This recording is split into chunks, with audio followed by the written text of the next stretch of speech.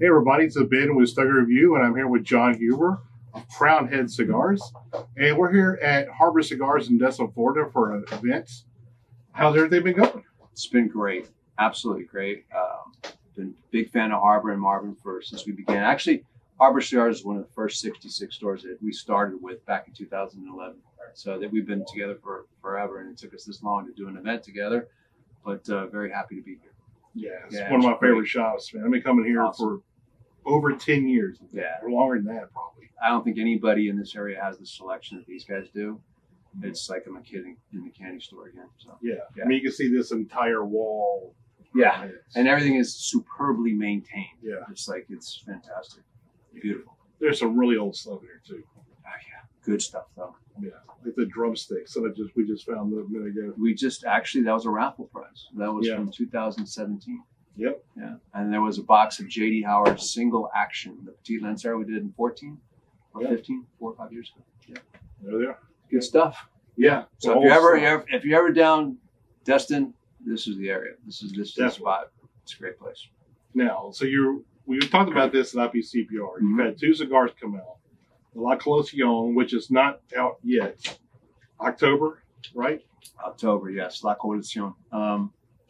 Yeah, that was what we did a launch at the trade show, but it won't be out. It was never intended to be out anytime before October, so it's going to be the middle of October. So fingers crossed, we're looking about 4 weeks from now. So what did come out was the new Juarez. The Juarez, yes, Juarez. Yes. Selling bread in this box. Yeah, I like the box, man. Yeah, Juarez. Actually, that's been out for a minute. It was originally an exclusive for a Thompson catalog back in October, November of 18, and pretty much it was crickets. You really didn't hear much about it, and they really didn't do. They were in a transition period, to be perfectly, transparent. They were acquired by Cigars International. Right. And I think it just kind of got lost in the shuffle. So, and I always really, really believed in the cigar and the blend, let alone the price point. The barrier of entry was $5.95.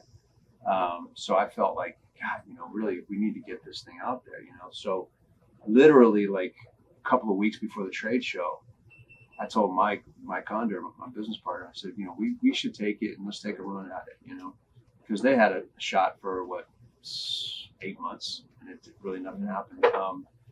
And in fact, we went to the trade show, no marketing collateral, no sheets, no nothing. I just told our sales guys, just hand somebody the cigar, have them smoke it, get their reference point on it, and then say, okay, do you like it? Yep. Here's the price. What?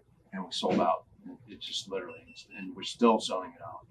So that's great. It's made at a really small factory called Tabacalera Pichardo in Esteli, Nicaragua. Some really great people there that I became friendly with over the last couple of years through Miguel Chodel. He made the introduction, and I was really, really impressed with some of the cigars that they were giving me. They really wanted to work with us, and just the timing wasn't right. This was an opportunity, and this came about, and that's Juarez. So yeah, I got one of these on the trade show. It was a smaller little reboot. This one right here, the Roadshow size that Brian McGee gave me, and I had it in the morning with no breakfast and no coffee or nothing. Right, and it kicked my ass. Yeah, I mean, it's strong. It's got structure to it. It's intense, but it's still balanced. I mean, I always say it punches well above its weight in terms of it's $5.95, but you could easily see it competing with an $8 cigar. Oh yeah, absolutely.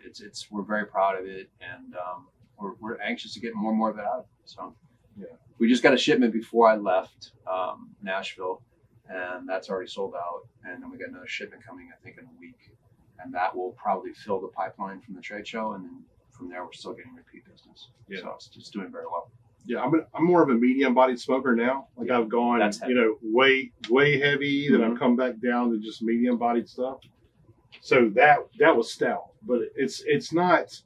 It hit me wrong that day. Like I tried again after dinner or something. Yeah. Because I think it had great potential. But that morning I was like, oh my God, I could hardly even stand up after it. I could see that. And it's funny because like you said that you're going back to medium bodied stuff. Yeah.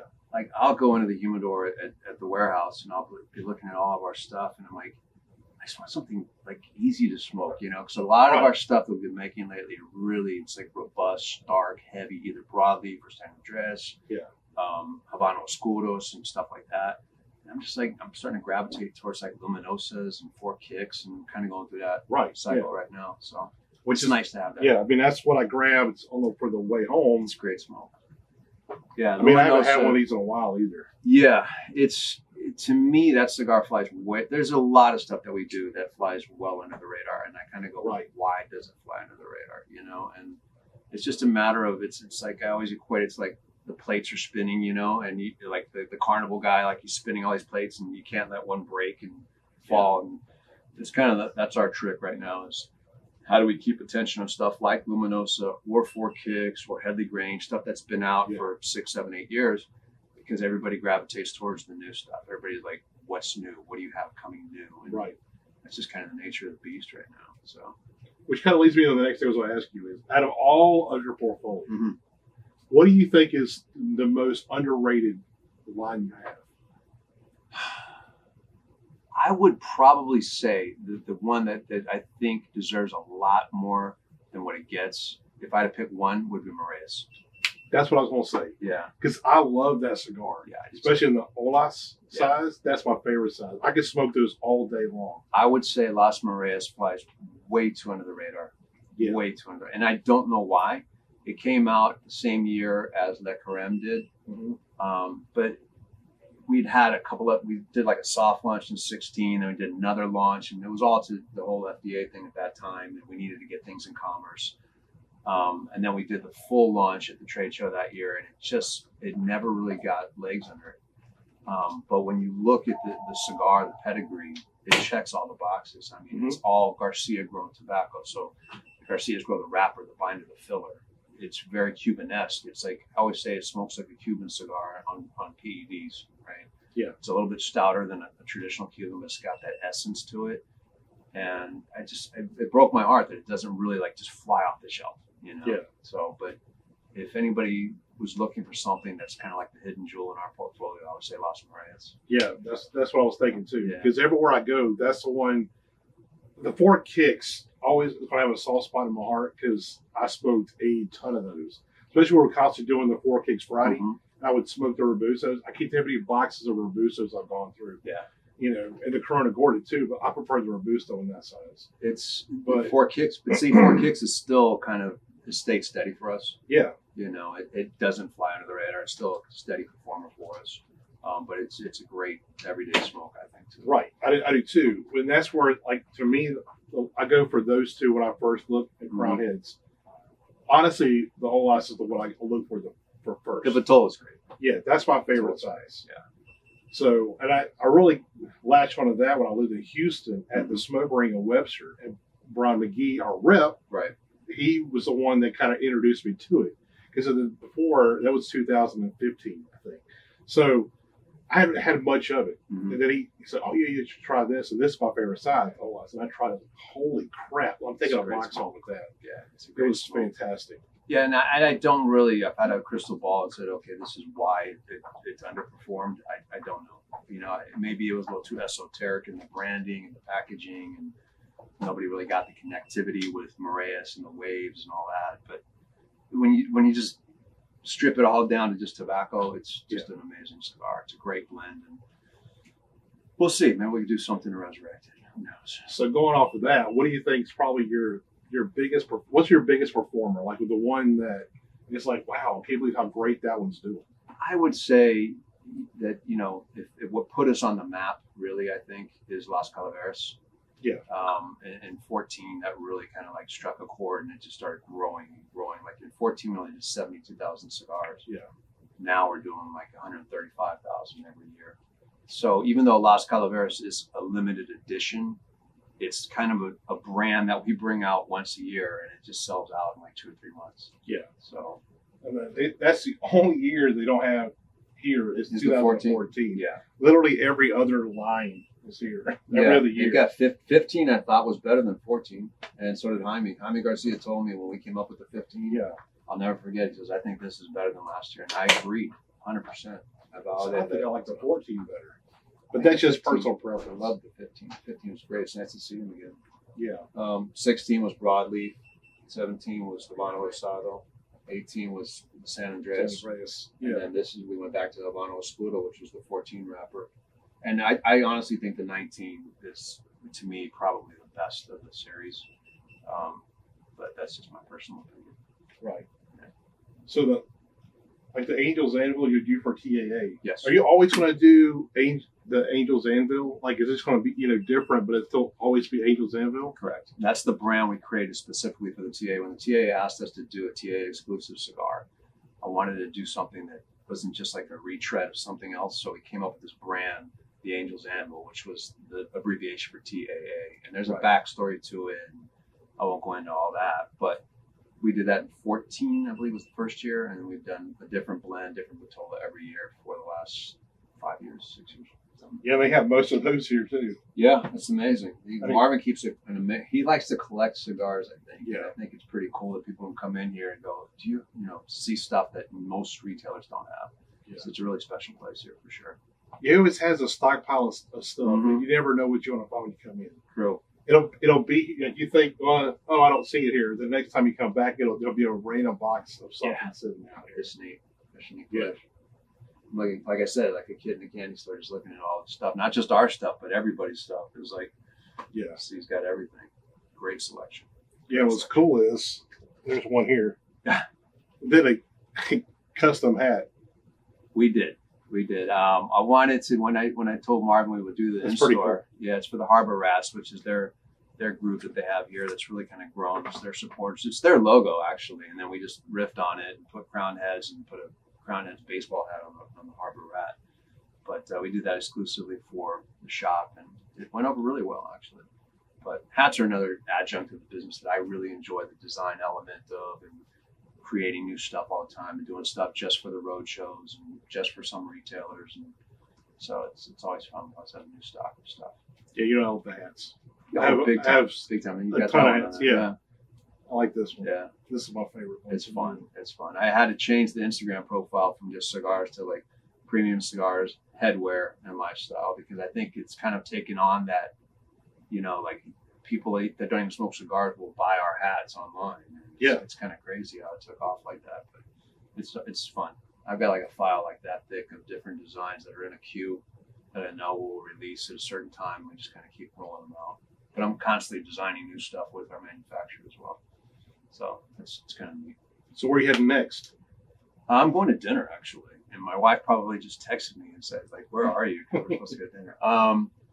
It's back to the office after this week. We'll go back. There really isn't. I'm trying to stay off of the road as much as possible. This is only my second in-store. No, I take that back. My third in-store this year. Mm-hmm. So we did Hawaii, which we always do for Paniolo in February. That's the tradition. We just do that. And I did something in Charlotte for Craig Cass. Did a couple shows up there, and then this is it.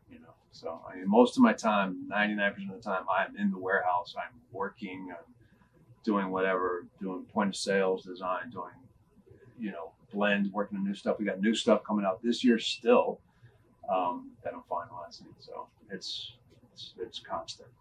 So what's coming in the future in 2020 from Crown Heads? 2020, we kind of messed around with a little bit of 2020, but I've still got a full plate for the rest of 2019, believe it or not. There's going to be, besides launching La Coalicion, which is going to be a huge undertaking for us. That's the big ticket on the plate. But past that, we've got a new sampler coming out. Which is Petit Robustos. Then we've got a limited edition based on the CHC Reserve, Granite's Court. We're doing an LE on that. And then I've got one more behind that with some really special cigar. I think that sounds so cliche, but when we were down at the factory at Ernie's place in January for our sales meeting, I kind of go shopping and look at bins in the aging room. And so I said, Pedrino, what's in this bin here? And he's like, oh, he goes, I've had those cigars since 2014. I'm like, how many do you have? And he told me. I'm like, don't do anything with it. I smoked it and it was like amazing. So that's going to be a really small batch type thing that we're going to release that. That'll be our last thing. So we got like 3 new things besides La Coalicion coming out. Cool. So, and then we'll start digging in on 2020 pretty soon. We do have the blend for Paniolo 2020 already in the works. That's going to come out from Drew State, another gem from Willie. So we did start a little bit of 2020. Maybe a Florida edition, special edition. Who knows? Who knows? Who knows? You mean you're talking about Paniolo? Yeah, something like this. So you got, let's see, you got Ohio, Texas, Tennessee, Hawaii. Yeah. Some get some love to Florida now. I would love to. I mean, if the opportunity's there and we have enough support and enough groundswell, I would think about it. There was some talk about doing something for Arizona, and I had the perfect name too. But now I can't do it. It was gonna be like literally when we had just done we did Tennessee Waltz, then we did Yellow Rose for Texas, and I was gonna do something in 2015-16 called the Desert Rose for Arizona. Oh, yeah. And then I just saw, I think it was Southern Draw came out with Desert Rose. Desert so I was Rose of Sharon. I was like, scratch that off the list. So yeah, so he kind of beat me to the punch. But so I don't know. We'll see. We only do those state exclusives if there's a reason to do them or if there's a need to do them. It's not like I'm just throwing stuff against the wall. I mean, Tennessee was obvious. Texas was obvious. And Ohio makes sense at the time. And it also had a nice connectivity to my family. So we'll see. Yeah, everybody's always wondering, like, what's stipulation? Like, why? How do you pick a state or whatever? Yeah, so I mean, it has to mean something, really. Right. It all started off with Tennessee, and it was just really and Tennessee Waltz is still, I mean, I love that cigar. It's still, I don't have a box of it. This is how much demand is for Tennessee Waltz. We're redoing those little consumer booklets, and we needed to reshoot certain cigars, and so we wanted to add the state exclusives to the consumer booklet. Mm-hmm. I couldn't find a Tennessee Waltz cigar in the entire warehouse. We didn't have a box. We didn't have anything. We didn't nothing. They're all gone. My guy Wade, who does all the graphics for us, he basically had to go out and buy them himself and shoot them himself, and we couldn't find any. So we've been on that for a while. Yeah, it's still a banger for us. It's amazing. It's my favorite. Well, something I had to have the Paniolo yet.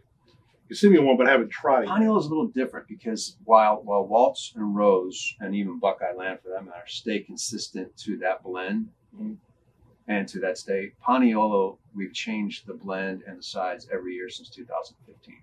Oh, okay. So it's like a one and done for Hawaii. We go over there in February and it's 4,000 cigars and we sell a ton of them right off the bat and they sell the rest of it during the year and then we go back and do it all over again. So we constantly change Paniolo. So that's a little different. Yeah. Cool. Well, thanks for taking some time with us. Ben, it's a pleasure, man. Thanks for driving down, man. Appreciate it. Always, man. Anytime.